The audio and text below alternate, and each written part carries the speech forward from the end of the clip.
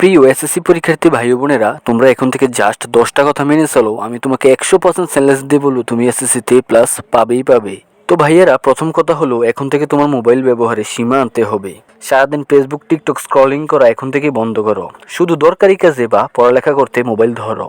2, তুমি তোমার সুবিধা অনুযায়ী এখনই সবগুলো বিষয়ের একটা রুটিন বানাও, কিভাবে তুমি প্রতিদিন পড়ালেখা করবে।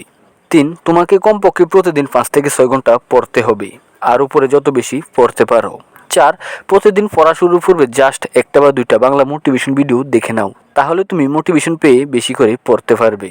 5, তোমাকে অজুহাত দেওয়া বন্ধ করতে হবে, অর্থাৎ বাড়িতে আজ জন্মদিন বা দাওয়াত আছে তাই আজ পড়বো না, এগুলো করা যাবে না, তোমাকে প্রতিদিনই পড়তে হবে।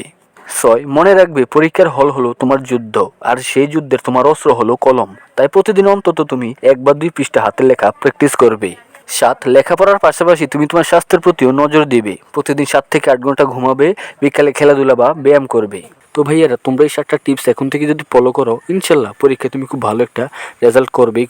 তো ভিডিওটা ভালো লাগলে একটা লাইক দিয়ে তোমার বন্ধুদেরকেও শেয়ার করে দাও, পাশাপাশি পড়ালেখা শিখে চ্যানেলটাকে সাবস্ক্রাইব করতে ভুলো না। ধন্যবাদ।